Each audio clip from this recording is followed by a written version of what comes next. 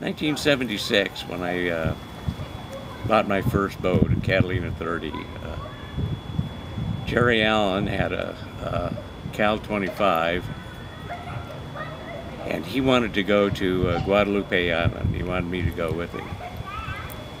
And I really didn't want to go all the way to Guadaloupe Island. It was Cal 25, so we decided to take my Catalina 30. But this was before they had GPS or any of that, or it wasn't available for us. And so we took some celestial navigation classes, and we learned celestial navigation pretty well, at least to do the sun shots. And so we were going to test it out by going to Guadaloupe, and we took off in November for some unknown reason. And we got there in a couple of days. Can't remember the exact time. And it was a very strange island to us. We were used to Catalina. And we came into this big bay, and we heard all this noise. It sounded like prehistoric monsters or something.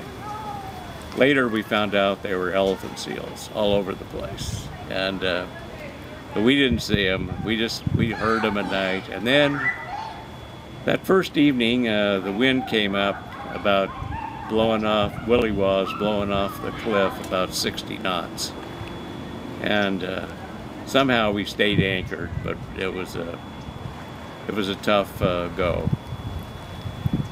And then the next day, everything calmed down, and we saw there was a research ship in the harbor, and we dinghied over to these guys, and we talked to them. We were trying to get some bait because we didn't have enough food or enough beer or anything else on this deal. We finally got some bait, and we caught a fish or two. And we decided we had to go, and Jerry was talking about going out so we could sail all the way back to San Diego, or actually we were in LA then, but we were going to sail to San Diego. And I didn't have too much hope for that, but we didn't have any fuel or anything. This had to be a sailing trip. And then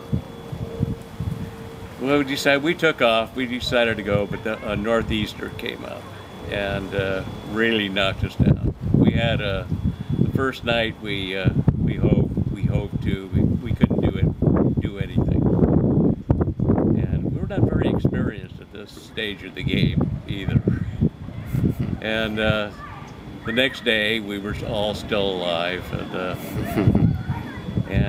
but we didn't have any fuel. We couldn't go north. We couldn't go, I mean, it would have taken us forever.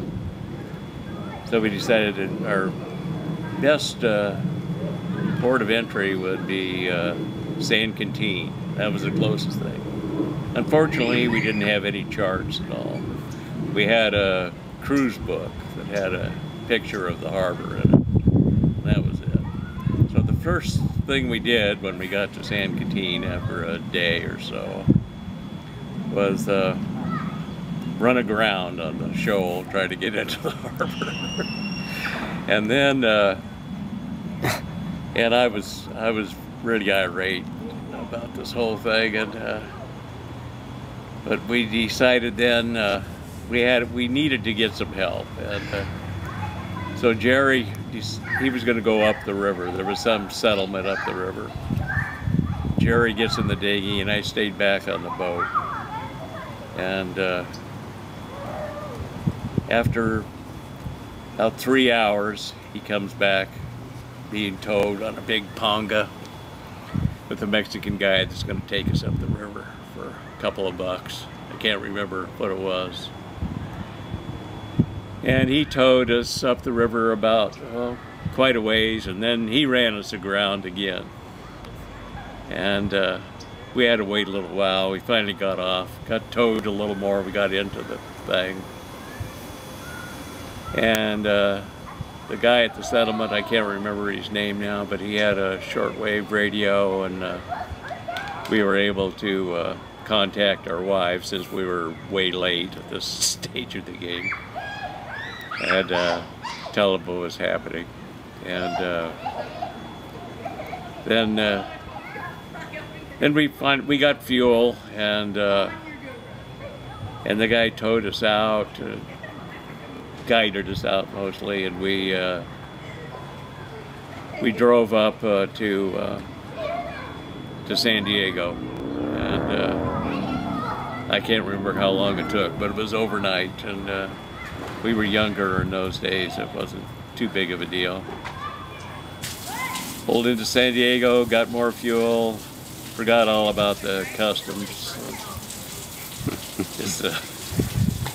And then we took off from San Diego, went back to Marina del Rey, and we were just about ready to give up boating, but it didn't happen. We kept it up.